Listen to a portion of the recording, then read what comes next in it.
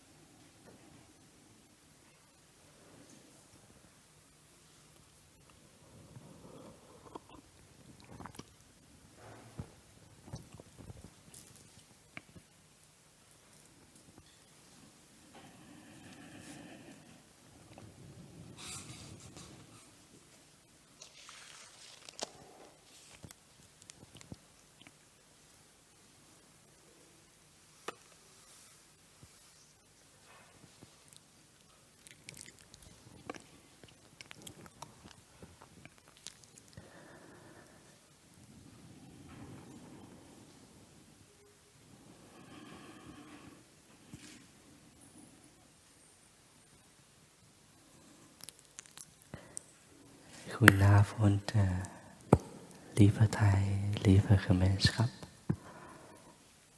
Vandaag is de 12 augustus 2019 en wij zijn in EIAB, in de Nederlandse retraite, met de titel Embrace Your Life, je leven omhelzen.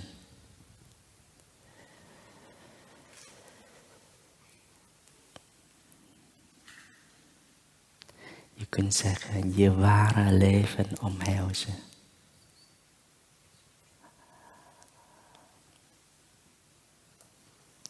En je ware leven omhelzen doe je met de energie van liefdevolle aandacht. Concentratie en inzicht van verbondenheid, van in te zijn.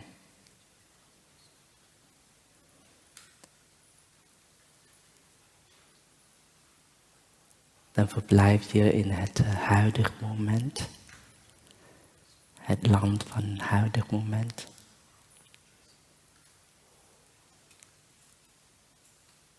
Dan leef je echt, dan leef je werkelijk.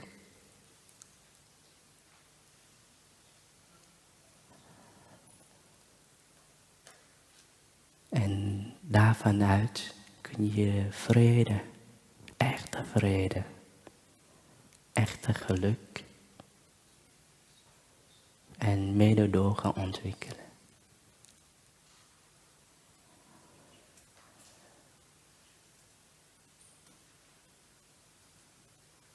En met die kwaliteiten, dan kun je echt je lijden omhelzen.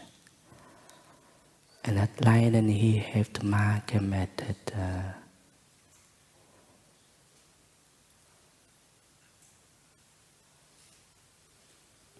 oorspronkelijk verlangen van overleven. In het Engels, the original desire to survive.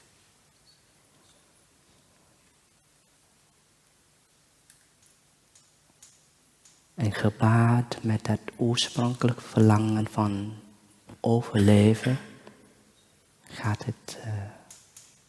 is er het oorspronkelijke angst van niet kunnen overleven. En dat zit zo ingebed in ons. In elk wezen.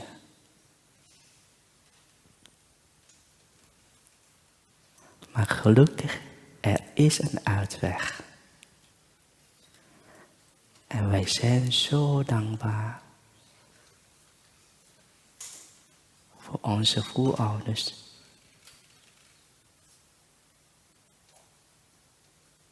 Dat zij die uitweg van in te zijn kunnen geven aan ons. En in te zijn betekent gewoon werkelijk aanwezig te zijn. Ik ben mezelf. Ik ben verbonden met alles. Met mijn voorouders, met mijn nakomelingen, met het leven. Ik verblijf hier en nu en ik voel me volledig en compleet.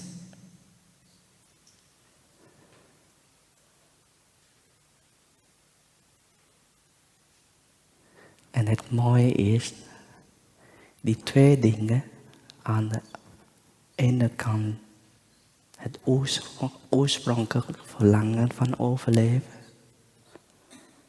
oorspronkelijk angst van niet kunnen overleven, gaat samen met die andere kant van werkelijk hier en nu te kunnen verblijven, verbonden met het leven.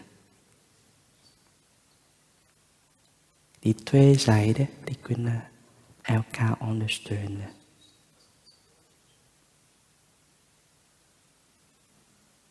Liefdevolle aandacht voor ons lijden. En ons lijden kan ons begrip en mededogen voeden. Dus het wordt een cirkel. We zeggen in het Nederlands recycling.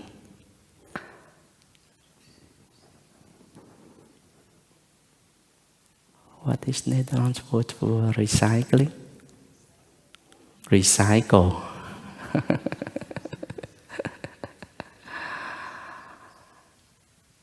Dat is het mooie.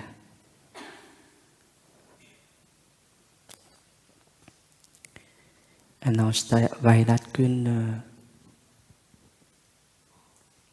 echt werkelijk begrijpen, dan zijn de basisbeoefeningen zo kostbaar, zo waardevol. Ik adem in, ik adem uit. Met liefdevolle aandacht. Met al mijn vertrouwen in mezelf. Want ik ben al wonderlijk zoals ik ben. En ik glimlach naar mezelf, naar het leven.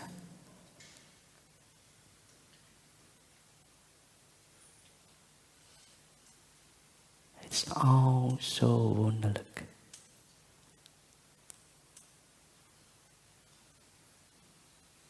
Zullen we proberen samen met de bel.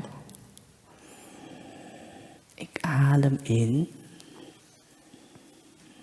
Ik adem uit.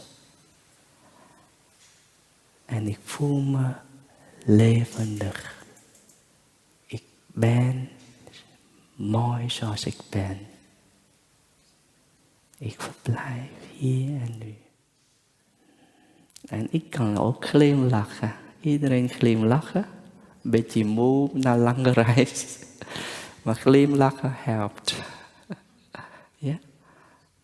Glimlach daarbij.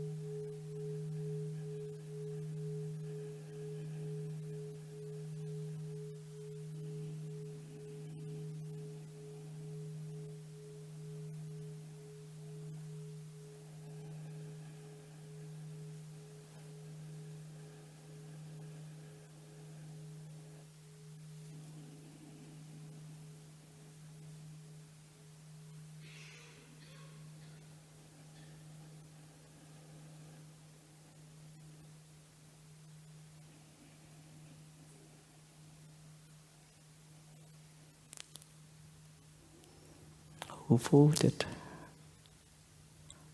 Mooi hè? Het werkt. En gezamenlijk, dan zijn wij zo sterk. Wij zijn onszelf, maar wij zijn tegelijkertijd het milieu, de omgeving voor anderen. Wij zijn tegelijkertijd een inspiratiebron voor de anderen.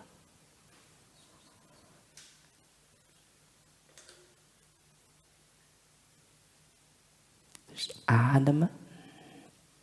Ik adem voor mezelf, maar ik adem ook voor anderen. Ik adem voor mezelf. Ik adem ook voor de kinderen. Die zo spontaan zijn. En we kunnen genieten van de kinderen. Het is echt een wonder dat ze zijn hier met ons. Ze zijn onze toekomst. En de ademhaling kan ik in elk moment doen. In een zitpositie. Tijdens de zitmeditatie.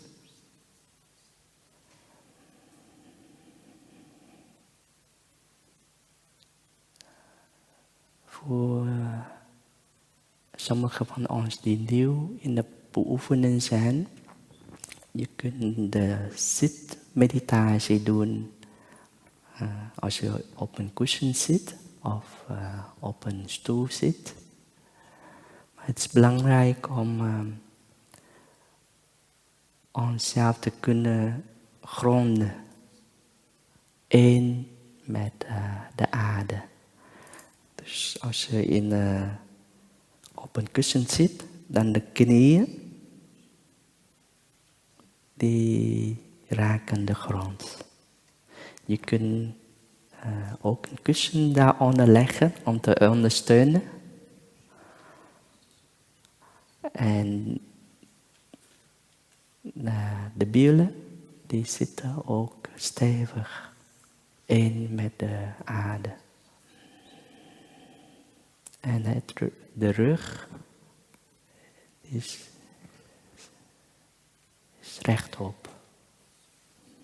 En de schouders ontspannen.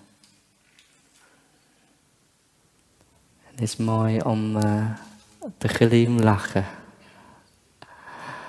Want hij heeft gezegd, het middel en het doel, die zijn één. Die zijn niet afscheiden van elkaar. Dus genieten van de zitmeditatie en glimlachen helpt. Glimlach yoga. Ja. En het ontspant ons gezicht en het opent ons hart. Ik kan mezelf zijn. Het is heel, heel belangrijk om te genieten van het leven.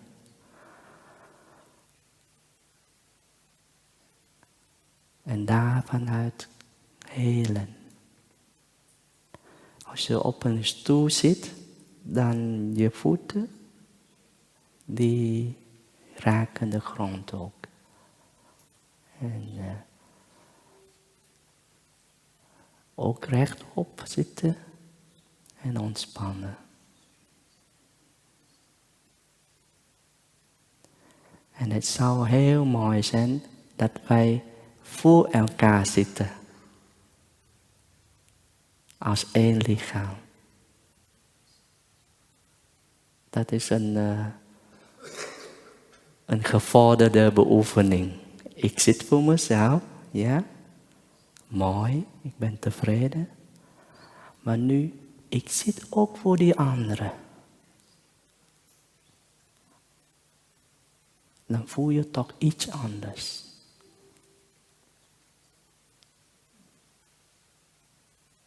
Dan voel je echt,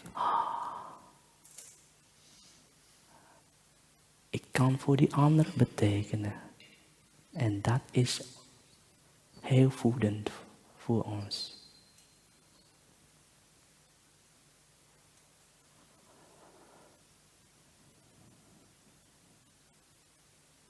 Ik kan ook voor mijn geliefden zitten, die op dit moment hier niet aanwezig zijn. En genieten voor ons, voor hen.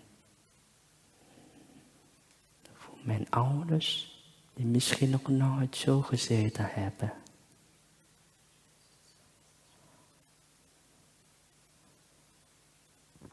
En van de buik, van hieruit ademen. Dus niet alleen vanuit het hoofd, of vanuit hier de borst, het hart. Maar ook van hieruit, van het hele lichaam, van de buik. Belly breathing. Ja. Van hier de hele buik en misschien het hele lichaam. Één met moeder aarde. Dan voel je echt stevig.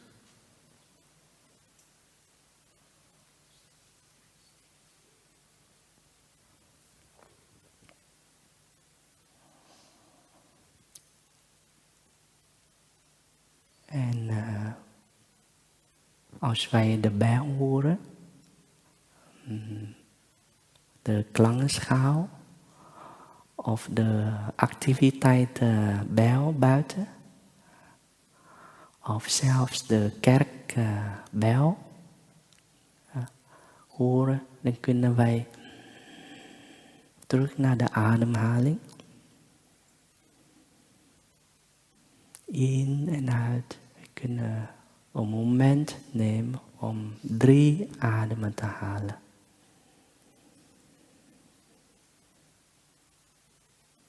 In en uit. En genieten van de ademhaling. Van het huidige moment.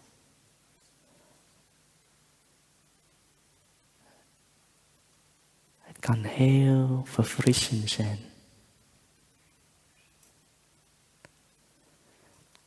Zeker in deze drukke tijd. Het is een soort vakantie nemen. Vakantie nemen van even stoppen met het denken, met het plannen. Van ik moet dit doen, ik moet dat doen. De bijl is een moment van niks te doen. En genieten van mezelf.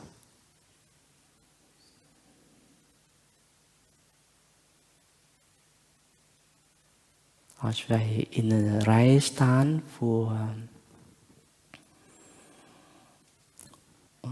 voor eten bedienen, dan is het een gelegenheid om dat te doen.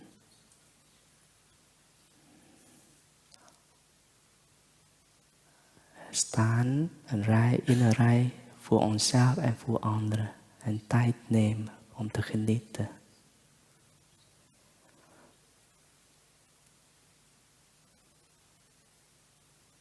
Het eten komt naar ons toe. En het is zo kostbaar om eten te hebben. Misschien is het heel vanzelfsprekend voor velen van ons. Maar voor heel veel mensen op aarde.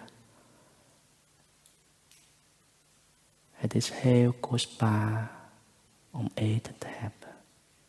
Dus we kunnen ook voor hen eten. We kunnen voor onze ouders en voorouders eten. Ze hebben misschien honger geleden.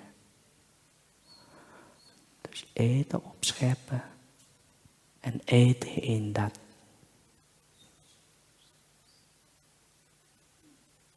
In het gevoel van dankbaarheid, van werkelijk het voedsel, de liefde van heel veel mensen te kunnen voeden.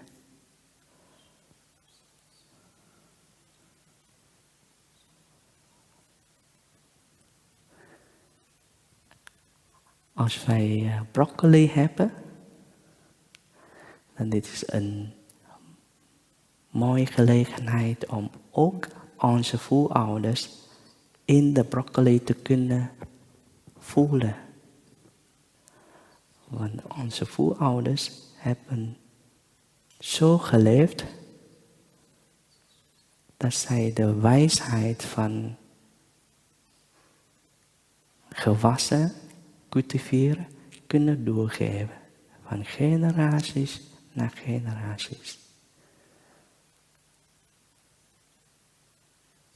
En vandaag hebben wij broccoli. Dus broccoli eten is tegelijkertijd verbonden voelen met onze voorouders. Ze zijn onszelf. En wij voelen heel rijk. Dankjewel, oma, opa.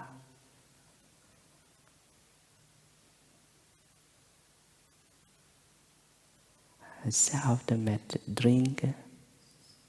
Wij nemen de tijd echt om te genieten. En kauwen.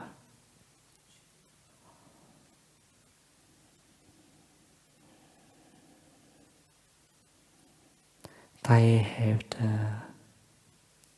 een strook gehad. En voor hij is het echt een beoefening om weer te kunnen eten.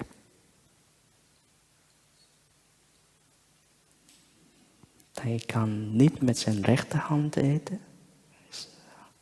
Van deze zijde verlamd. En hij moet weer de strot activeren. Om te kunnen drinken. Om te kunnen eten. En met de linkerhand.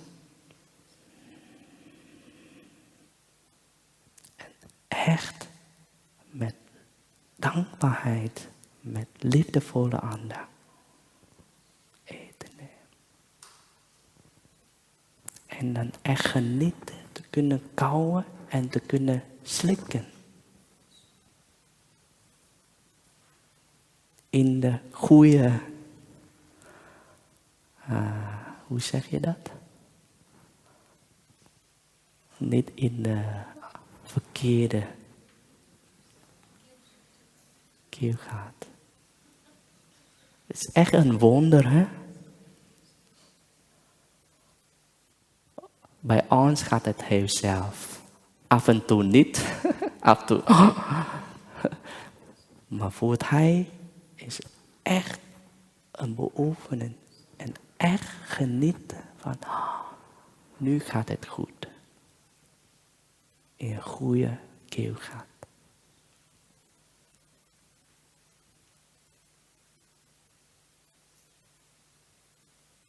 En hetzelfde met het loopmeditatie. Hij doet graag loopmeditatie.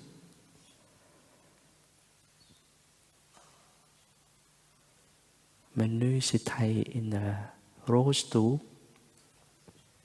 Ik kan me nog herinneren, in Upper Hamlet in de zomer.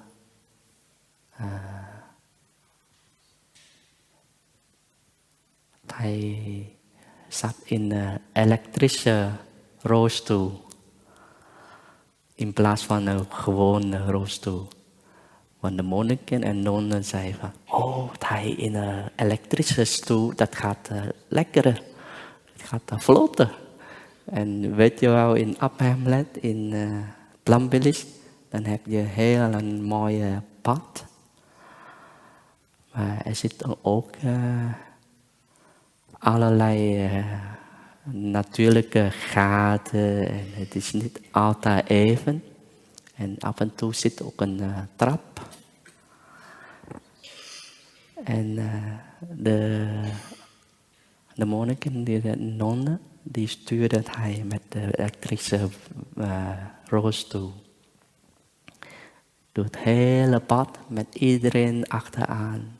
In de zomer, kinderen en grote mensen.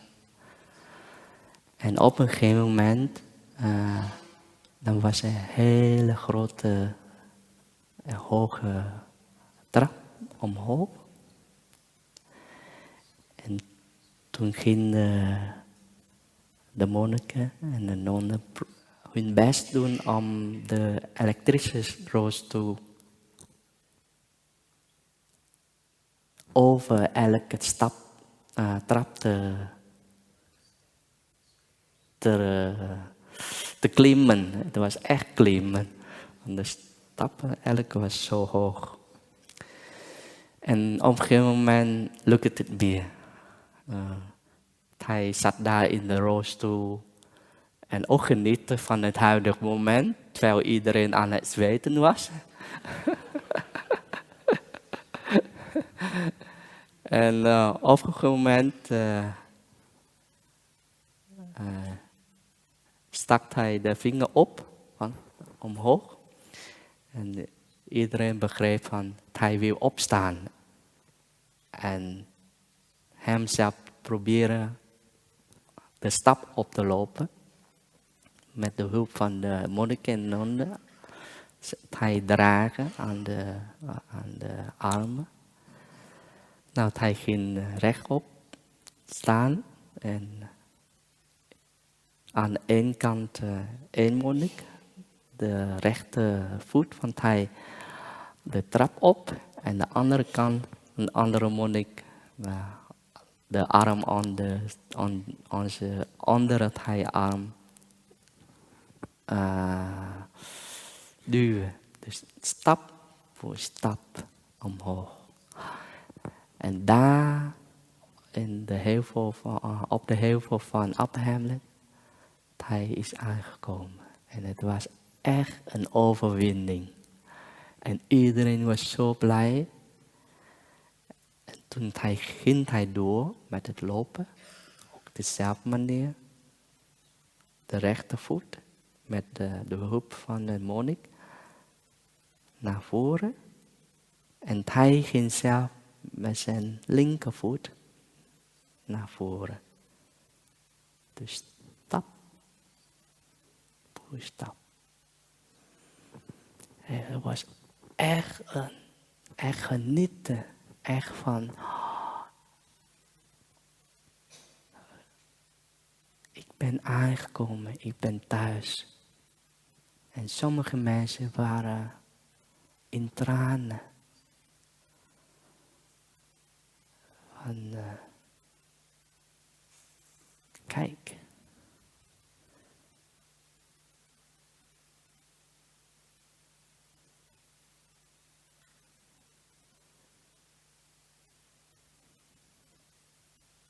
En we kunnen voor het Hij lopen.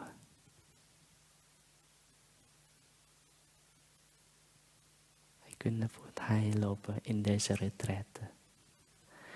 De beoefening van Plambillis is gekenmerkt door de kwaliteit van continuïteit.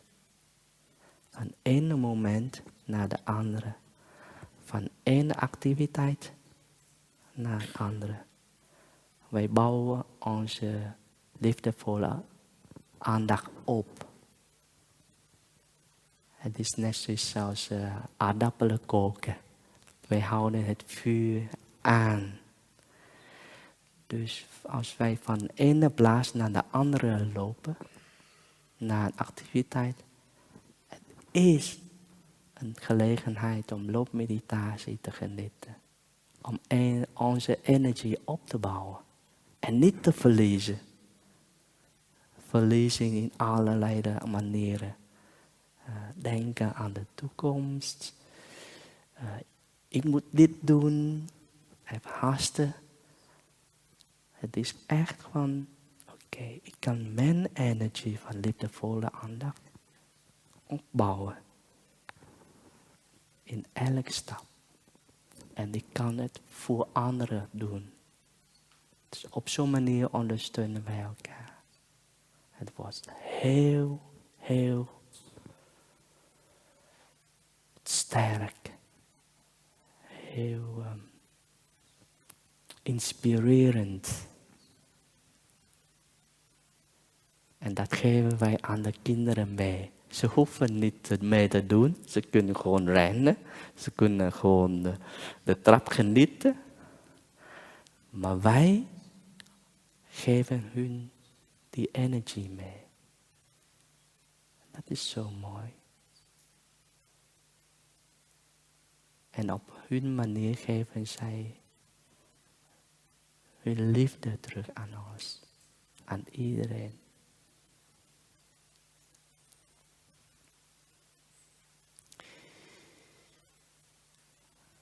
Er is een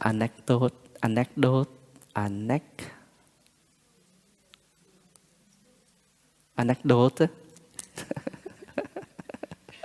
Het is lang geleden Nederlands weer praten. Op een dag liep hij met zijn attendant de trap op, naar boven, naar een dharma-lezing.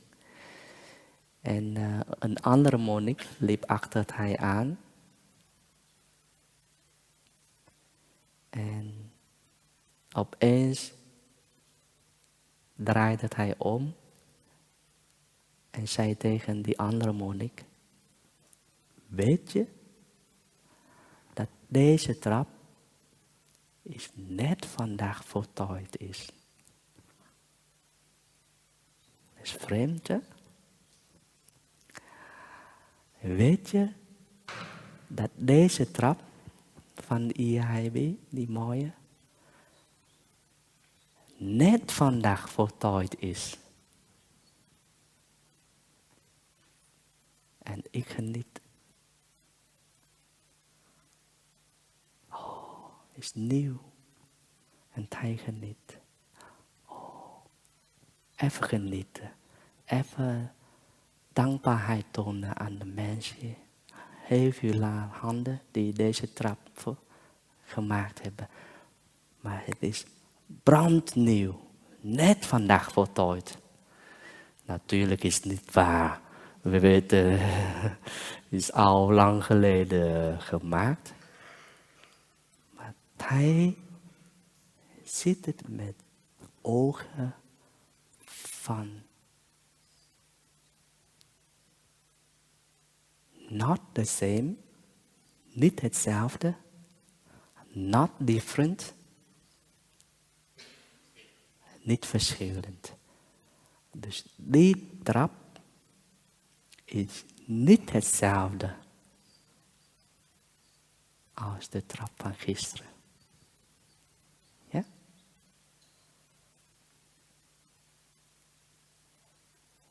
Dus die trap is heel nieuw op dit moment.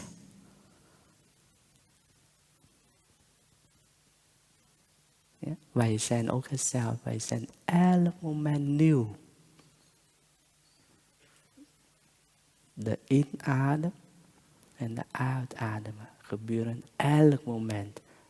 Wij worden elk moment vernieuwend. Zo is het leven. Dus als wij dat kunnen genieten, wauw, dan zien wij het leven met nieuwe ogen. Waking up this morning, 24 hours, 20 brand new hours are before me. Dus vandaag wakker worden, zijn er 24 brandnieuwe uren voor mij.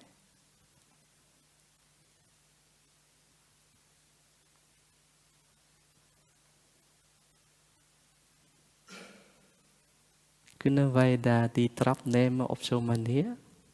Ja, genieten. En onze moeder aarde ook.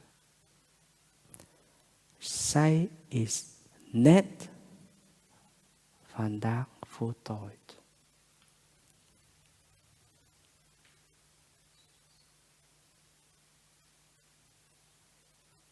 Dus met die brandnieuwe ogen naar onze moeder aan kijken.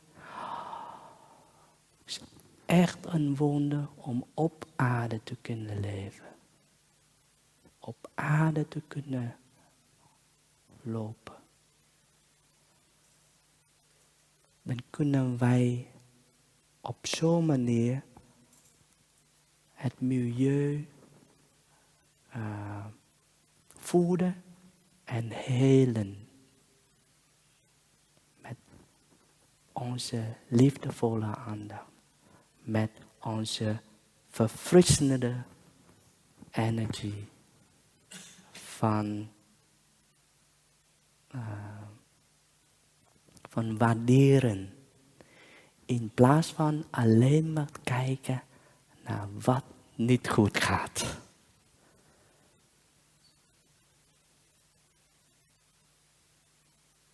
Op zo'n manier kunnen wij onszelf in balans blijven. Innerlijke vrede kunnen bewaren. En helpen. Wij zijn ook het milieu van Moeder Aarde. Moeder Aarde is ons milieu, onze omgeving om te kunnen leven. Maar wij zijn ook het milieu voor Moeder Aarde. Dus wij zijn heel, heel belangrijk. En met loopmeditatie in vrede kunnen wij heel veel kunnen betekenen. Voeden en genezen in elke stap.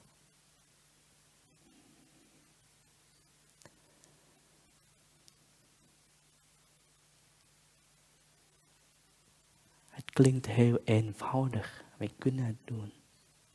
En wij willen het doen. En het betekent heel veel.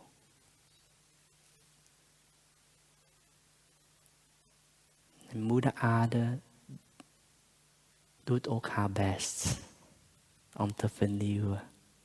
Elk moment. Voor ons.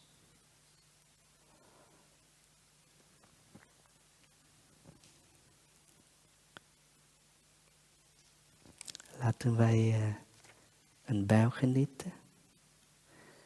En ademen.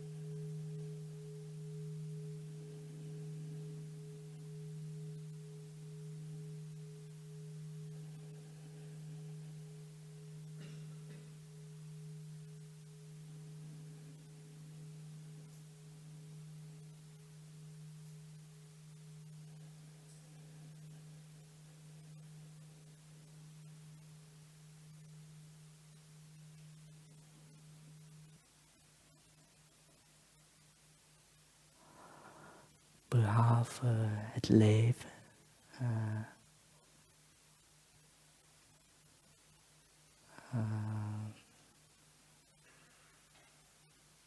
Zogenoemde gewone leven. Dagelijks leven. Leven op aarde. En dan hebben wij nog een ware leven. We hebben nog een ware thuis. Ja, we hebben ons thuis, zogenoemde thuis. Ons land. Onze Moeder Aarde. Maar er is een spirituele thuis. Spirituele ware thuis. En dat thuis, dat ware thuis, zit in ons en is gemaakt door de energie van liefdevolle aandacht. concentratie en inzicht. Het land van het huidige moment. The country of the present moment.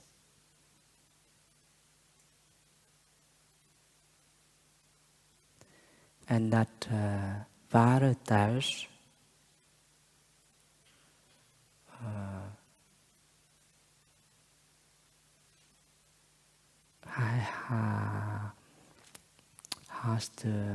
heeft de capaciteit om te genezen en te voeden.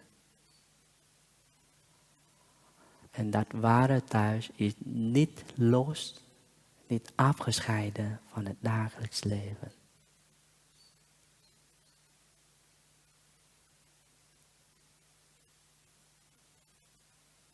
Ja. Bij de Chan hadden we beoefening gedaan van er is lijden in ons, er is pijn in ons, maar tegelijkertijd er is liefdevolle aandacht, begrip. En we kunnen ons lijden, om pijn, omhelzen en genezen. Dus er is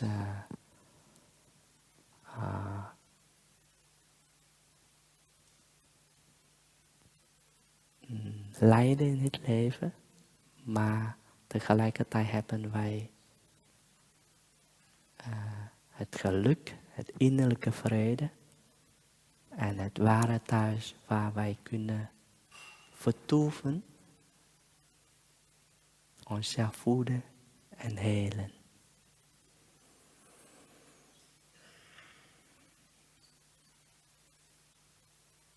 In christendom kunnen wij zeggen van resting in God.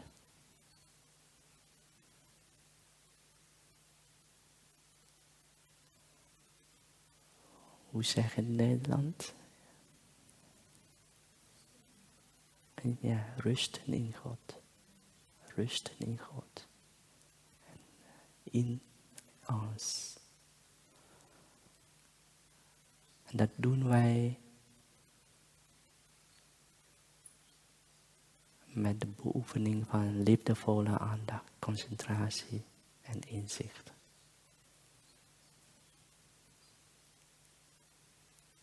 Ik ben mooi zoals ik ben.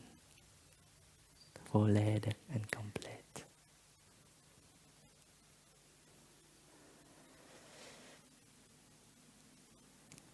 Dankjewel voor onze aandacht. Ik denk dat ik misschien de basisbeoefening over gedeeld heb. En ook de spirit, de geest van dit retreat een beetje gedeeld heb. De komende dagen, de komende Dharma-lezingen, beoefeningen, aarde aanraken, 5 aandachtsoefeningen, presentatie, opnieuw beginnen, presentatie enzovoort. Die gaan meer over verdiepen. Ik wil niet alle gras voor de voeten van onze Dharma-leraar wegmaaien. Dus, het is ook niet bedoeling.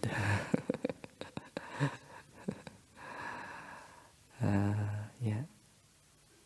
En iedereen van ons telt. Iedereen van ons betekent heel veel. Wij zijn onszelf, maar wij zijn tegelijkertijd het milieu voor anderen, voor het leven. Het milieu voor moeder aarde. Ja, tegelijkertijd. Dankjewel voor onze aandacht.